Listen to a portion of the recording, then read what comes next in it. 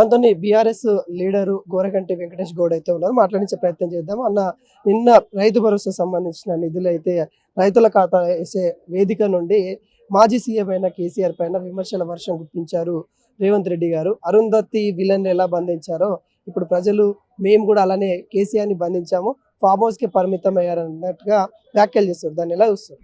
ఇప్పుడు రేవంత్ రెడ్డి గారు కాంగ్రెస్ పార్టీ అధ్యక్షులు కాదు, ఓ రాష్ట్ర ముఖ్యమంత్రి, రాజ్యాంగ పదవిలో ఉన్నటువంటి వ్యక్తి. ఆ వ్యక్తి మాట్లాడే భాష అనేది ఈ తెలంగాణలో ఉన్న 4 కోట్ల మంది ప్రజలు చూస్తూ ఉంటారు. నువ్వు రాజ్యాంగ పదవిలో ఉన్నటువంటి వ్యక్తి, నువ్వు లేక ఆల్రెడీ 4 విడతలు ఎగ్గొట్టేశావు. 30,000 కోట్ల రూపాయలు రైతు బంధు ఎగ్గొట్టావు.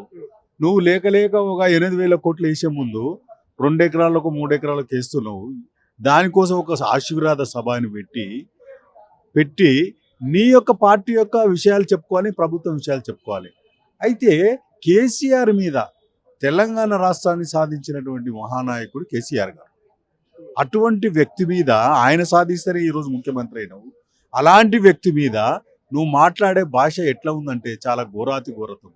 సభ్య సమాజము అసహించుకుంటారు, మహిళలు ఈసడించుకుంటారు. ఏమని నువ్వు టీవీలో నువ్వు మాట్లాడితే టీవీలు బంద్ చేస్తారు, పిల్లలు ఎక్కడ నేర్చుకుంటారు అనే ఉద్దేశంతో టీవీలు బంద్ చేస్తారు. అంటే కేసీఆర్ గారు పశుపతి అంట, ఈయన బంధించిండంట. ఎవరినెవరు బంధించారు? మొన్ననే నల్గొండలో మీటింగ్లో ఏం మాట్లాడాడు?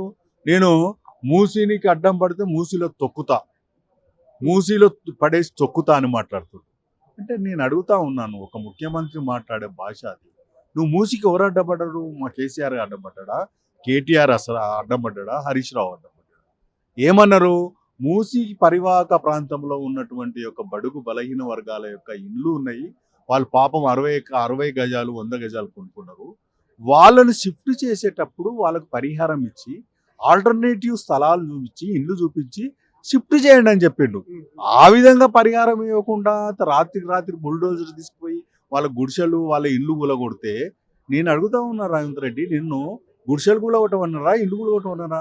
ప్రజలకు, పేద ప్రజలకు సహాయం చేయండి, ఈ తెలంగాణ రాష్ట్రాన్ని అభివృద్ధి పరచండి అంటే బడుగు పేద వర్గాల యొక్క ఇల్లు కొలుగుతుంటా నువ్వేంది?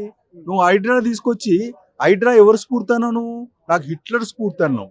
అంటే నువ్వు నియంత పరిపాలన నీకు. ఎందుకంటే హిట్లరు ఇన్స్పిరేషన్ తోటి వచ్చినటువంటి వ్యక్తివి, ఏదో శాంపుల్కు నాగార్జున యొక్క ఇల్లు కూలగొట్టి తర్వాత అంతా పేద వర్గాలే కూలగొడుతున్నాడు. అంటే ఇది ఒక్కటి ఉద్దేశం. నేను అడుగుతా ఉన్నా రేవంత్ రెడ్డి, ఈ యొక్క మూసీ అనేది నీ యొక్క మేనిఫెస్టోలో ఉన్నదా? కాంగ్రెస్ యొక్క మేనిఫెస్టోలో ఉన్నదా? నువ్వు మేనిఫెస్టోలో ఉన్నటువంటి యొక్క హామీలు, 420 హామీలు కానీ, 6 గ్యారెంటీలు కానీ, అవి అమలు చేయమని మన బీఆర్ఎస్ నాయకులు కేటీఆర్ గారు, హరీష్ రావు గారు అడుగుతున్నారు. దానికి అమలు చేయకుండా, సమాధానం చెప్పకుండా, లేని వల్గర్ భాష మాట్లాడుతూ ఒక ముఖ్యమంత్రిగా వ్యవహరించు. ఈరోజు తెలంగాణ యొక్క పరువు తీస్తున్నావు. నేను ఆశీర్వాద సభలో ఏం మాట్లాడావు? నన్ను చూస్తే ఢిల్లీకి పోతే నన్ను ఒక బిచ్చవాణిగా చూస్తున్నాడు, నన్ను చూస్తే పారిపోతున్నారు. అరే, తెలంగాణ రాష్ట్రం అనేది కేసీఆర్ యొక్క నాయకత్వంలో వచ్చినటువంటి యొక్క రాష్ట్రం. ఆయన పరిపాలించేటప్పుడు ప్రపంచంలోనే తెలంగాణ రాష్ట్రం ఒక గొప్ప రాష్ట్రంగా అభివృద్ధి చెందింది. అన్ని రంగాల్లో అభివృద్ధి చెందిన జిఎస్టీలో కానీ, జీడిపిలో కానీ, అన్ని రంగాల్లో ముందంజ ఉన్నటువంటి రాష్ట్రాన్ని ఈరోజు ఎందుకు పారిపోతారు? నీకు పరిపాలన చేత కాకపోతే దిగిపో. 9 రోజులలో 9,000 కోట్లు వేస్తాము అనుకుంటే రైతులకు చెప్తాను. ఎందుకంటే లాస్ట్ టైం కూడా కొంత 3,000 కోట్ల దాకా తగ్గించిన, కట్అప్ చేసిన పరిస్థితి చూసాం. మరి ఈసారి కూడా వేస్తాను కూడా భరోసా ఇస్తాను. ఇప్పుడు మొన్న వేసిండు, 2 ఎకరాల వరకు వేసిండు. అది కూడా ఏముంది, ఎవరైతే పంట వేసిర్రో వాళ్ళకే వేసిండు. 8,000 కోట్లు వేసిండు. ఎగ్గొట్టింది ఎంత? 30,000 కోట్లు. 4 విడతలు ఎగ్గొట్టిండండి. 4 విడతలు ఎగ్గొట్టేసి లేక ఒక 8,000 కోట్ల రూపాయలు వేసి 2 ఎకరాలు 3 ఎకరాలు వేసి పెద్ద సభ వేసి విమర్శించడమేనా? ఎక్కడ పోయినా సభలు పెడుతుండు, కేసీఆర్ విమర్శిస్తుండు, కేటీఆర్ విమర్శిస్తుండు, హరీష్ రావు విమర్శిస్తుండు. అరే, నీవు అర్థం కాదు. నువ్వు పరిపాలన చేయమని చేతగాక, పరిపాలన చేయకుండా మీటింగ్లు పెట్టుకుంటూ పోయి మీటింగ్ల డబ్బులు, ప్రజల డబ్బులు ఖర్చు పెట్టుకొని అంటే విమర్శించడానికి నేను ముఖ్యమంత్రి చేసిండ్రా? పరశురాములని కేసీఆర్ని ఇప్పుడు కేటీఆర్ హరీష్ రావు గంగిరెద్దులు లెక్క తిరుగుతా ఉన్నారని నువ్వు మాట్లాడుతుండే అందరు అసలు నవ్వుతున్నారండి. నిన్న మీటింగ్లు మీరు చూసిరో లేదో, అందరు నవ్వుతున్నారు. జోకు, ముఖ్యమంత్రి అంటే ఒక జోకు. ఇదివరకు ఏదైనా గుంపు మేస్తారు అన్నాడు, ఇప్పుడు ఒక జోకర్ అయిపోయిండు. జోకర్ లాగా మాట్లాడుతున్నాడు. నిన్న చూశారు కదా, ఆ బహార్ షేర్వాణి అందరు అన్ని నా బనీలు రంధ్రాలు పోయినాయి, డ్రాయర్ రంధ్రం పోయింది, నన్ను చూస్తే దెంకపోతున్నారు, పారిపోతున్నారు, అప్పు పుడతలేదు అని మాట్లాడుతున్నావు. ఇంకొక రకంగానేమో వల్గర్ భాష మాట్లాడుతున్నావు. నేను అడుగుతున్నాను రేవంత్ రెడ్డి గారు, నువ్వు ప్రజలకి ఏదైతే వాగ్దానాలు ఇచ్చారు, ఈ రోజు దాదాపుగా 8,000 కోట్ల రూపాయలు ఫీ రియంబర్స్మెంట్ ఇవ్వాలి. ఇలా ఫీజు రాక, ఫీజు కట్టలేక ఈ యొక్క ఎస్సీలు, బీసీలు, పేద వర్గాల పిల్లలు మధ్యన చదువు ఆగబోతున్నాయి. కాలేజీ వాళ్ళు టీసీలు ఇస్తలేరు, సర్టిఫికెట్లు ఇస్తలేరు. 8,000 కోట్లు అయ్యి రిటైర్మెంట్ అయినటువంటి యొక్క ఉద్యోగస్తుల యొక్క వాళ్ళ రిటైర్మెంట్ బెనిఫిట్స్ ఇవ్వండి. అవి ఇవే చేతగాక నువ్వు ఏ వాగ్దానం చేసినా అది చేతగాక మూసి అని, తర్వాత 4th సిటీ ఫ్యూచర్ సిటీ అని ఒకసారి చూసి మీరు వెళ్ళి చూడండి అనిల్ గారు, చూస్తే తెలుస్తుంది. అక్కడ అన్ని మొత్తం అడవి చెట్లు ఉన్నాయి కానీ ఏ సిటీ లేదు.